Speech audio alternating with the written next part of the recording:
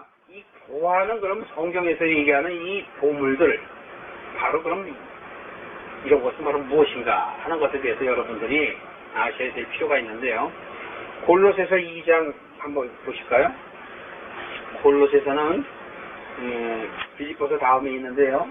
신약 325쪽, 제가 가진 성경으로 신약 325쪽에 1절부터 3절까지를 보면 이 내용은 무슨 내용이냐면 바울이 그 3차 전도 여행 중에 이 골로새 교인들하고 그 라우디교의 그 교인들에게 이들이 바로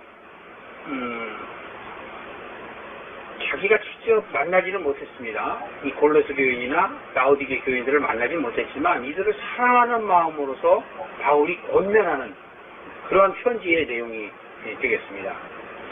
그런데 여기 보시면 2절에 보시면 이는 저희로 마음의 위안을 받고 사랑 안에서 연합하여 원만한 이해의 모든 부요에 이르러 하나님의 비밀인 그리스도를 깨닫게 하려 합니다. 이렇게 얘기합니다. 자, 굉장히 중요한 내용인데에도 불구하고 말이 좀 어렵습니다. 우리 번역본이. 그래서 그 결론적 2절 후반절에 보면 하나님의 비밀인 그리스도를 깨닫게 하기 위해서. 자, 여러분, 하나님의 비밀이 뭐라고요? 그리스도예요. 하나님의 비밀이 그리스도입니다. 근데 그 그리스도를 깨닫게 하기 위해서, 그렇다면 바로 여기 지금 얘기하는 골로새 그 교인들이나 라우디아 그 교인들이 바울을 만나지 못했는데 이 사람들이 지금 그리스도를 제대로 깨달았다는 얘기예요? 못 깨달았다는 얘기예요? 못 깨달았다는 얘기입니다. 그런데 바로 이 바울은 그들이 깨닫기를 원하는 거예요. 그래서 그 2절의 중반에 보시면 이렇게 얘기합니다. 사랑 안에서 연합하여 원만한, 사랑에서 연합한다는 건 뭐냐면 우리가 사랑 안에 같은 가족이라는 의미예요. 그래서 연합한다는 건 뭐냐면 내 마음이 너희들과 같은 마음이 되었으면 좋겠다라는 그런 뜻이에요. 그래서 원만한 이해에 부요한 모든 부요에 이르러 이렇게 얘기해요. 그래서 원만한 이해를 하여서 부요에 이른다 이렇게 얘기해요. 근데 이거 말이 어렵죠? 쉽게 말을 풀으려고 제가 어떻게 하면 잘 전할까 해서 영어 성경을 지금 봤는데 영어에서는 성경은 뭐라냐면 The full reach of complete understanding 이렇게 있어요. 이렇게 기록이 되어 있는데 이것은 무슨 얘기냐면 완전한 이해를 통해서 그리스도를 안다라는 것이에요. 그게 부유해진다라는 거예요. 그리스도를 아는 것이 내가 부유해지는 거예요. 그리스도를 모르면 가난한 것이지요. 그래서 마음이 가난한 자 그러면 뭐예요? 그리스도를 알고 싶어 하는 사람을 얘기하는 거예요. 그렇죠? 가난하면 부유해지고 싶잖아요. 그래서 그리스도를 알고 싶어 하는 마음을 바로 가난한 마음이다 이렇게 얘기하는 거예요. 여기에서도 지금 뭐라고 얘기하냐면 너희들이 그리스도를 완전히 이해해서 이단에 빠지지 말라 이런 얘기예요. 그 당시에는 이단들이 꽤 있었어요. 그래서 이단들에 빠지지 않는 여러분들이 되었으면 좋겠다. 함께 있으면 내가 잘 설명을 해줄 텐데 다른 사람으로부터 이야기를 전해 듣고 복음에 대해서 그리스도에 대해서 전해 들었기 때문에 잘 모르는 것에 대해서 안타까운 마음을 갖고 바울이 그렇게 이야기하는 것입니다.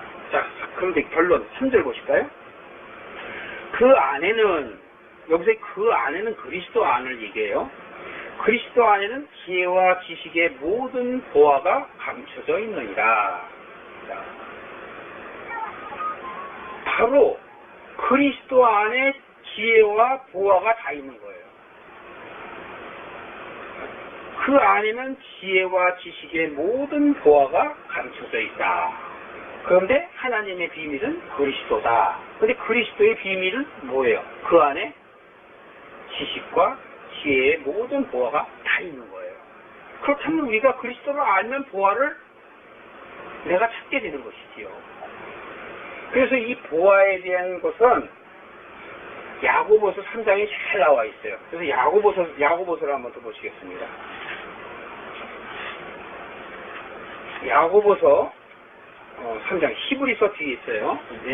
성경 신약 뒤쪽에 가시면 야고보서 4장 3장이 아니네요. 4장 374쪽 제가 가진 성경으로 3장 맞는데 374쪽이요. 3장 13절부터 18절까지 거기를 한번 보시겠어요? 자, 한번 같이 함께 읽어보실까요? 시작.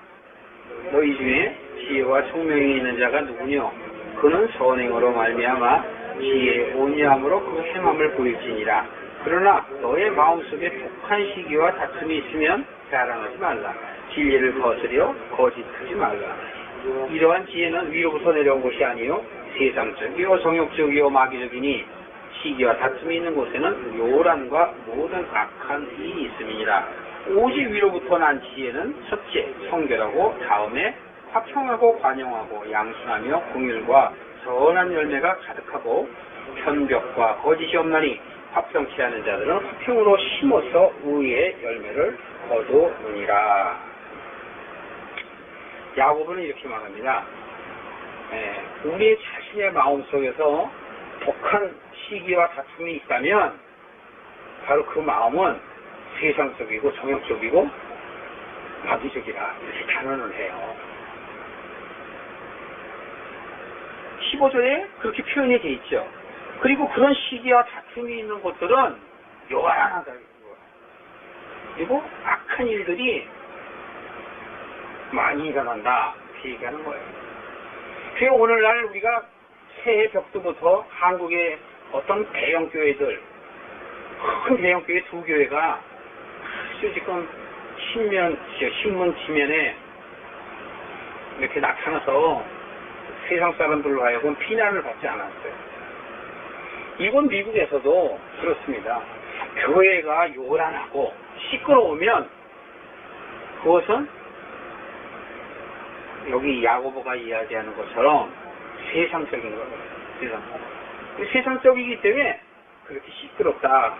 그렇게 성경은 말하고 있는 것입니다.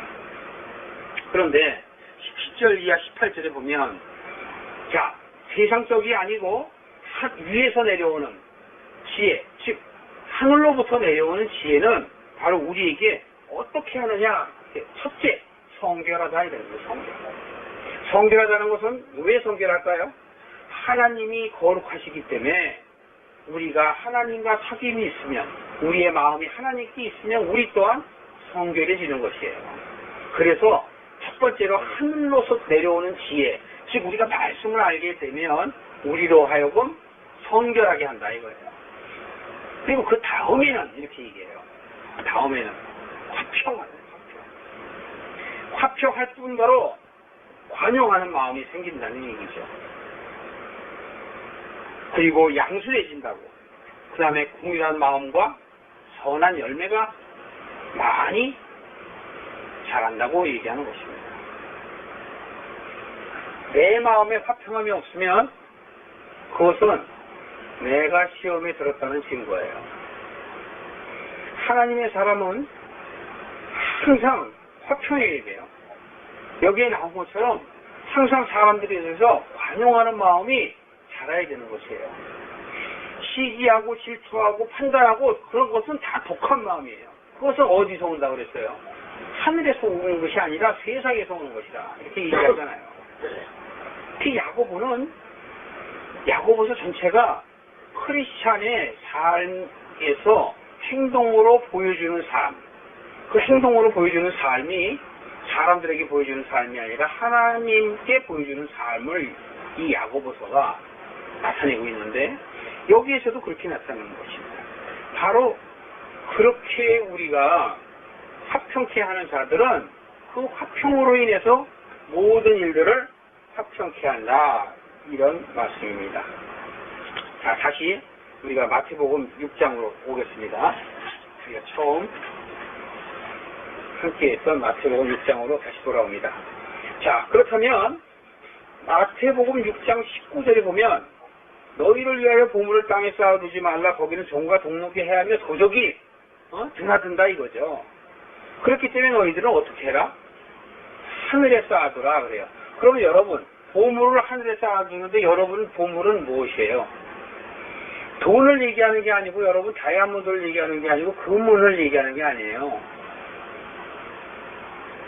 그거를 교회를 위해서 돈을, 물질을 써라 이런 뜻이 아니에요. 성경에서 얘기하는 건. 그러니까 교회에다 여러분 돈 바쳐라 이런 얘기가 아니에요.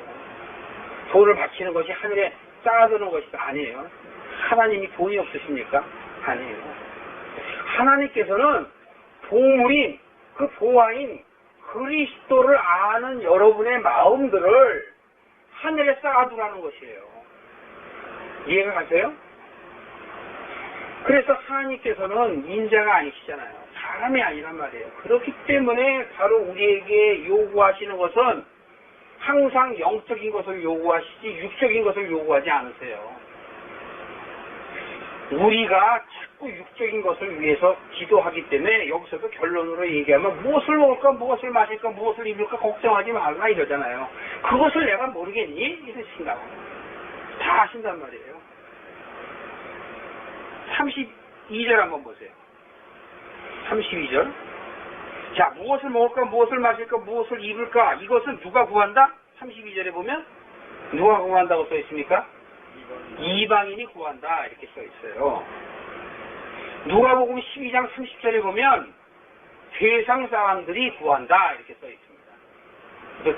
메모하세요. 그럼 나중에 찾아보세요. 일일이 하루 시간이 많이 걸리니까.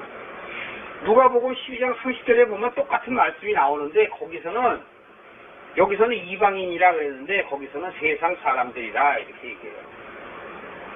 그리고 이런 것들은 세상 사람들이 구하는 것이고 이방인들이 구하는 것이야. 그런데 너희들이 구해야 할 것은 바로 예수님께서 무엇이냐? 그 나라와 의를 구하라 이거예요. 그 나라와 의가 하나님의 나라라는 얘기고 하나님의 의란 얘기예요. 하나님의 의란 하나님의 옳은 뜻을 얘기하는 거예요. 그럼에도 불구하고 우리는 목사님들에게나 할 때, 또 우리가 개인적으로 기도할 때 계속 육적인 것만 추구하잖아요. 육적인 것만 놓고 기도하잖아요. 그것은 하나님께서 다 알고 계신단 말이에요. 우리에게 그 육적으로 필요한 무엇을 먹어야 되는 그런 양식이라든가 의복이라든가 이런 것들은 하나님께서 우리보다 더 잘 알고 계세요. 왜? 우리를 이 세상의 어두운 가운데 보내셨잖아요. 그 어두운 가운데 보내셨기 때문에 우리를 사랑하는 그 아버지가 자식이 그 어려운 어두움 안에 있는데 그걸 모르시겠어요? 내 아들이 예를 들어서 나가서 강도짓을 하거나 아니면 사람을 해하는 그러한 나쁜 짓을 하게 되면 부모의 마음이 어떻겠습니까? 똑같은 거예요. 부모들의 기쁨이란 뭡니까? 자식이 하나님의 뜻대로 살아주는 것이 그것이 기쁨이에요. 저의 기쁨은 제 아들이 부자가 되고 국회의원이 되고 어떤 명예 권세를 갖는 것, 그것을 저는 기쁨으로 여기진 않아요. 하나님을 잘 믿는 것, 그리스도를 잘 아는 것, 그러므로 인하여 그 삶이 평안한 것, 화평함이 내 마음 안에 이루어지는 그런 아들이 되기를 원하지, 세상적으로 다이아몬드를 귀에다가 잘 걸고 다닌다든지 주머니에 빳빳한 돈 수천 장을 갖고 있다 하더라도 저는 그런 거 부럽지 않다 이거예요. 왜? 성경이 말하지 않습니까? 성경이 우리에게 이야기하는 것이에요. 자, 보시면 그렇기 때문에 보물을 하늘에 쌓아두지 말라라는 것은 영적인 사람들의 보물은 그리스도의 말씀이란 말이죠. 그 말씀을 우리가 항상 기억해서 하나님과 함께하는 마음으로 살아가라. 바로 이런 뜻이지. 재물을 갖다가 11조를 교회에다 바쳐라. 그런 뜻이 아니란 말이에요. 자, 그 뒤에 보시면 21절에 보면 내 보물이 있는 그곳에는 내 마음도 있느니라 이렇게 얘기해요. 그 보물, 여러분 보물, 세상에 우리가 다이아 반지 잊어버리면 아마 신경이 곤두서갖고 몇 날 며칠 찾을 때까지 잠 못 잘 거예요. 그런데 여러분 그리스도의 말씀을 여러분들이 잃어버리면 그렇게 하나요? 주일날 말씀 하나 듣는 것도 여러분 아이고 이거 뭔 말이요? 이렇게 얘기할 수도 있잖아요. 정말 그리스도의 말씀이 보배롭고 보화 같고 그것이 여러분들이 느껴진다면 하나님이 그걸 보시고 기뻐하신다는 거예요. 하나님이 그 마음을 보신다는 것이에요. 그렇기 때문에 우리 안에 하나님께서는 중심을 보신다는 것이에요. 중심이 뭡니까? 내 안에 있는 가운데 이 속에 팍 박혀있는 그 마음을 보신다는 거 아니겠어요? 여기 지금 말씀에서도 그렇게 얘기하는 거예요. 네 보물이 있는 곳에 네 마음이 있지 않느냐 이러는 거예요. 그렇다면 여러분 내가 세상적인 보물에 대한 마음이 있으면 세상적인 보물에 있는 마음으로 가 있어요. 그러니까 세상적인 그 보화를 갖기 위한 온갖 생각이 가득 차 있어요. 어떻게 하면 돈을 벌 수 있을까? 어떻게 하면 보물을 취할 수 있을까? 이렇게 생각한다 이거죠. 그런데 하나님은 그런 걸 원하지 않으세요. 하나님은 크리스천이라는 사람들은 바로 무엇을 원하냐? 그런 것들이 필요한 거 있는 건 다 알아. 그러나 우선적으로 너희들이 나를 알아라 이거예요. 그게 바로 보물이다. 그렇게 하면 더 하시겠다 그런 얘기예요. 다 더 복주시겠다라는 거예요. 세상 복은 덤이에요. 덤. 여러분들이 어딥니까? 다운타운에 예를 들어서 무슨 티파니에 가고 다이아몬드를 사면 덤으로 뭘 더 주실 거예요. 덤으로. 근데 다이아몬드 반지 안 사면은 덤으로 안 주죠. 덤이라는 것은 내인 걸 줘야지 더 주는 거란 말이에요. 근데 바로 그 덤의 얘기를 하는 거예요. 아, 다이아 반지가 귀하니까 요거는 그냥 큰 보통 때 끼고 다니세요 하고 가짜 반지 하나 주잖아요. 아십니까? 저 같으면 주겠어요. 그러면 진짜 다이아는 다 보관하고 있고 꼭 무슨 날에만 귀한 날에만 쓰게 되는 거죠. 그게 보화야, 보화. 내 마음이 그리스도 안에 그 그리스도가 보화라고 생각하면 그리스도 안에 있는 거예요. 그러니까 야 어떻게든지 말씀을 알아야 되겠다. 성경에 있는 글은 글로서 보기 때문에 지식으로만 보기 때문에 안 와요. 그러나 깨닫게 되면 이것이 보화라는 걸 안단 말이에요. 야, 그렇구나. 하나님이 나를 정말 보내셨구나. 하나님이 나에게 정말 이러한 사명을 주셨구나. 내게 이러한 가족을 주셨구나. 우리의 가족들이 주님을 알 수 있는 그러한 기회를 하나님께서 선택하셨구나. 나는 선택받은 자다. 그러므로 인하여 나는 자긍심이 생기는 것이고 어떠한 어려움이 있다 할지라도 내 마음은 화평해지는 거예요. 믿는 자에게 능치 못할 일이 없는 것은 바로 그리스도의 말씀을 믿는 자를 얘기하는 것이에요. 그렇기 때문에 걱정이 없어요. 뭔 걱정을 해요. 집세내 걱정, 뭐 걱정해. 하나님께서 다 알고 계신데 그거 뭘 걱정합니까? 여러분이 맨날 걱정해봐야 필요가 없다고 성경 바로 마태복음 6장에서는 이야기를 하는 것입니다. 자, 22절 보시면은 눈은 몸의 등불이니 그러므로 내 눈이 성하면 온몸이 맑을 것이요 눈이 나쁘면 온몸이 어두울 것이다. 자, 이게 무슨 얘기입니까? 이 눈은 마음의 창이라고 했죠? 응? 눈은 마음의 창이라는 우리 그런 세상 사람들도 그렇게 쉽게 이야기를 합니다. 그 잠언서 4장 23절에 보면은 모든 지킬 만한 것을 지키되 더욱 지켜야 할 것은 내 마음을 지키라 이렇게 얘기해요. 내 마음을 지키라. 근데 그 마음은 뭐냐면 그 마음이 바로 생명의 근원이라 이렇게 얘기한단 말이에요. 여기서도 이 마음이 보물이라고 얘기했고 특히 22절에 보면 눈이 몸의 등불이라고 했어요. 여러분 장님이면 여러분들이 마음대로 걷습니까? 못 걷죠? 이 눈에 대해서 제가 이 비밀에 대해서 말씀을 좀 해드릴게요. 요한계시록 5장 6절 한번 보세요. 계시록 5장 6절 404쪽.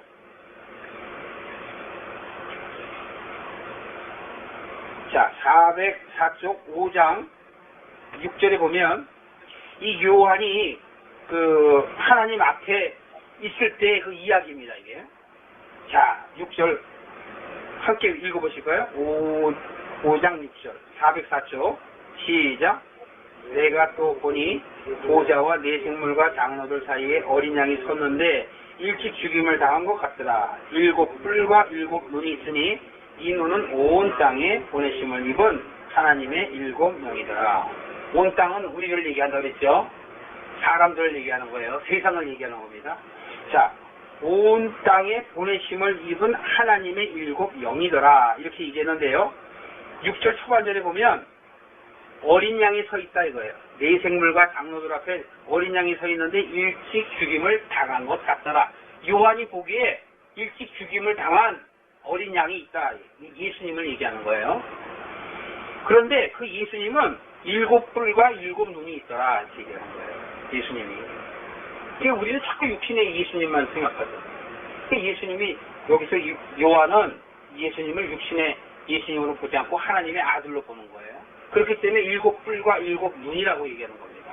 근데 여기서 7 눈은 뭐라 그랬어요? 혹시 바로 읽어보면 이 눈은 온 땅에 보내심을 입은 하나님의 7 영이다 이렇게 얘기하잖아요. 7은 완전한 걸 얘기해요. 7은. 그래서 7 영 그러면 완전한 영 이렇게 얘기해요. 완전한 영은 바로 누구예요? 하나님의 영. 제가 얘기하는 게 아니고 성경에 이렇게 써 있습니다. 완전한 영이 바로 하나님의 영이에요. 근데 그리스도가 7 뿔과 7 눈을 갖고 있다고 그랬잖아요. 그러니까 어린 양은 7 뿔, 뿔은 뭘 얘기하냐면 누가복음 1장에 나와 있는데 구원의 뿔 이렇게 얘기합니다. 그 뿔은 구원을 얘기해요. 구원, 권세를 얘기하고 구원을 얘기해. 뿔. 그러니까 구원의 뿔이 다윗에게 났도다 하고서 누가복음에 1장에 나오는데 바로 이 뿔은 뭐냐면 구원의 뿔이란 말이에요. 그래서 여기서 얘기하는 그 바로 7 뿔, 7 눈은 무엇을 얘기하냐면 그리스도를 이야기하는 것이며 완전한 영이신 성령님을 얘기하는 거예요. 성령. 하나님의 영. 성령을 얘기하는 거예요. 자, 다시 마태복음 6장으로 다시 오십니다. 그래서 눈은 몸의 등불이다. 바로 이 얘기는 뭐냐면 우리의 눈이 성령으로, 즉 우리가 성령에 충만하면 빛이 밝은 거예요. 그렇기 때문에 나의 모든 이 몸이 빛 가운데 있기 때문에 어둠에 있지 않는다. 바로 이런 얘기를 예수님께서 비유로 들어서 지금 또 말씀하시는 거예요. 왜 자꾸 이렇게 비유를 들어서 얘기할까요? 못 알아들을까봐. 못 알아들을까봐 자꾸 예수님께서 이렇게 얘기하세요. 한 번 비유로 말씀하셨죠. 조금 전에 보물에 대해서. 그 다음에 지금 눈에 대해서 그 비유를 들어서 이야기하시는 거예요. 그리고서 24절에 보니까 이렇게 얘기하잖아요. 한 사람이 두 주인을 섬기지 못한다. 자, 그래서 결론에 보면 하나님과 재물을 겸하여 섬기지 못한다. 이렇게 얘기한 거예요. 그러니까 우리의 마음이 세상적인 보화로 가 있으면 그쪽으로 가게 돼 있는 거고 하늘의 보화로 가 있으면 우리가 그리스도를 쫓아가게 되는 거예요. 그렇기 때문에 여기서 또 이렇게 비유를 들어서 말해요. 그런데 25절에 보면 그러므로 자 이제 얘기하시는 거예요. 쉽게. 그러므로 지금 내가 이렇게 비유를 들은 것은 바로 어떻게 얘기하는 거예요. 목숨을 위하여 무엇을 먹을까 무엇을 마실까 무엇을 입을까 염려하지 말라 이거예요. 보십시오. 목숨이 음식보다 중요하죠. 우리가 음식을 무엇을 먹을까 이게 하는 그거 중요한 거 아니죠. 살아가는 게 중요한 거죠. 소고기 먹는 게 중요한 겁니까? 아니면 사는 게 중요합니까? 바나나 하나 50센트짜리 먹어도 20불짜리 소고기 안 먹어도 사는 건 마찬가지라는 얘기예요. 근데 왜 그런 거 갖고서 그렇게 생각하느냐 이런 얘기입니다.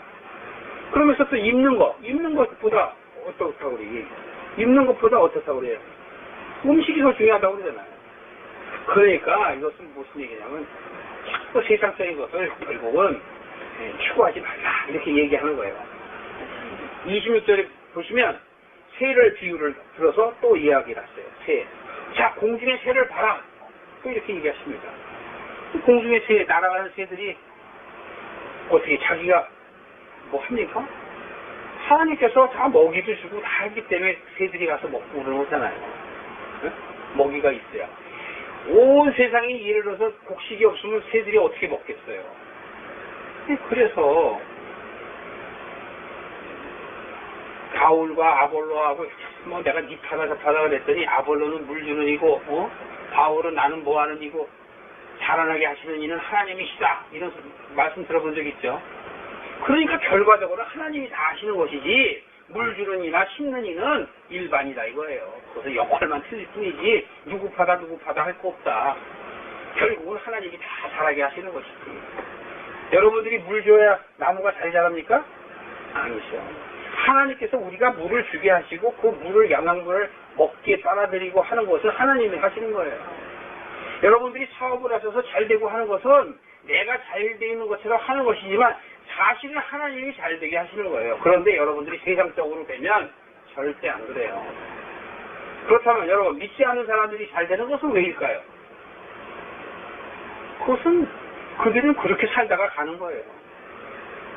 결과에 대해서 모르기 때문에 그들은 그렇게 가는 것뿐이에요. 악한 사람들이요 잘 살 수 있습니다. 그리고 선한 사람이 잘 살 수도 있고 못 살 수도 있어요. 그 선한 사람이라면 하나님을 믿는 사람을 얘기하는 거예요. 그러나 부자는 낙타가 바늘길을 통과하는 것만큼 어렵다고 얘기했어요. 욕심에 욕심을 자꾸 낳는 거예요. 이 욕심이 터지면 죄를 낳고 죄가 커지면 사망을 낳는다고 말씀을 하는 것이죠.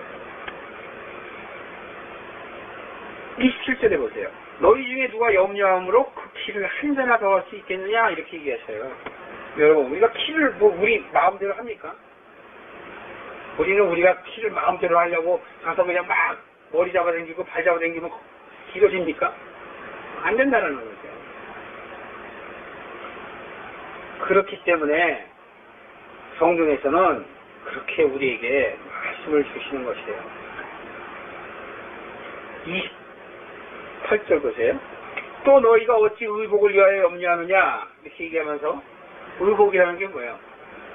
우리가 추울까봐 더울까봐 오늘도 우리가 이렇게 에어컨 켜고 막 하는 거 그런 거죠. 삶에 있어서 자 의복을 위하여 염려하느냐 이렇게 얘기하면서 들의 백합화를 얘기해요. 들의 백합화가 어떻게 자라는가 생각하라. 응? 수고도 안 하고 출산도 하지 않지 않느냐 이거예요. 자 여러분 백합화라는 거 예를 들어서 온실에서 사람이 그 백합화를 팔기 위해서 이렇게 키우는 그 백합화를 여기서 지금 비유를 안 되시죠? 들의 백합화를 얘기하세요. 들에 있는 우리가 산에 올라가다 보면은 피어 있는 그 백합화가 예쁘게 보이지만 그 백합화가 자기가 예뻐지려고 예뻐집니까? 잘 자라기 위해서 잘 자라집니까? 아니야. 전혀 아니라는 거예요. 하나님이 물을 주시고 거기에서 나게 하시는 것도 하나님이시고 자라게 하는 것도 하나님이셨다. 그 얘기를 하시는 거예요. 자연의 이치를 통해서 바로 우리에게 깨닫기를 원하시는 것이지요. 예수님께서는 이렇게 수많은 비유를 통해서 또 이야기하면서 29절에 보면 솔로몬의 모든 영광으로도 입은 것이 이 꽃 하나만 못하다.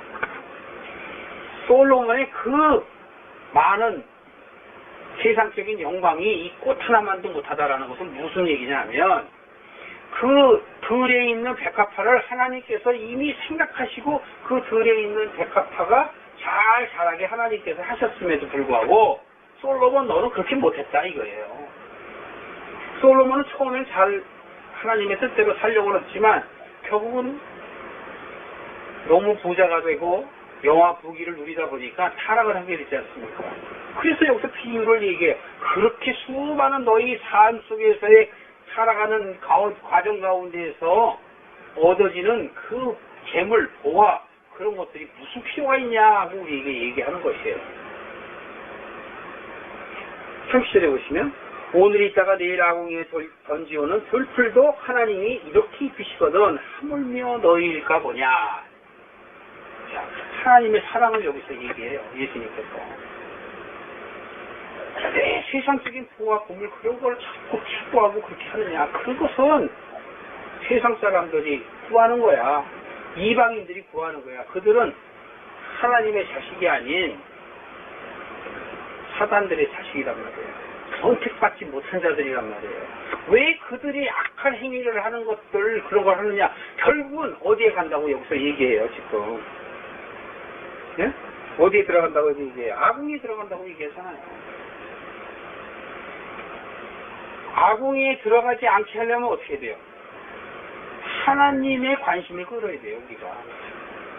여러분들이 하나님의 관심을 안 끌으면 하나님께서 지켜보고만 계실 수밖에 없는 거예요.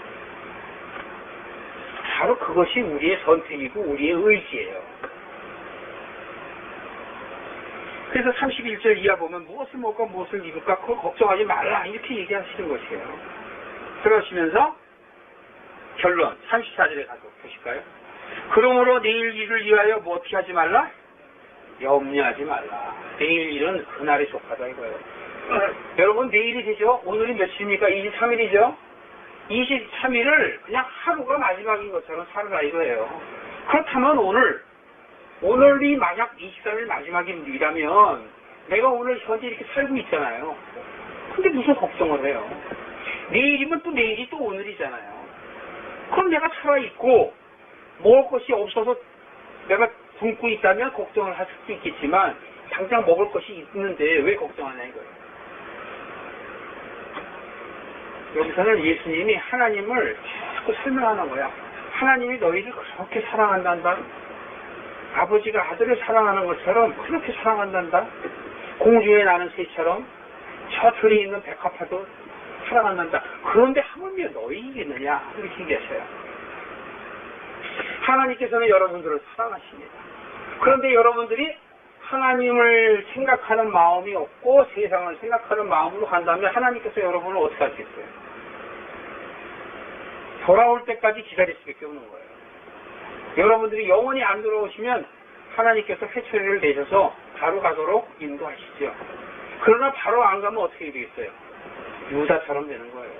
바로 유다는요, 예수님께서 안타까워하셨어요. 넌 나지 않았으면 좋았을 것 그랬다.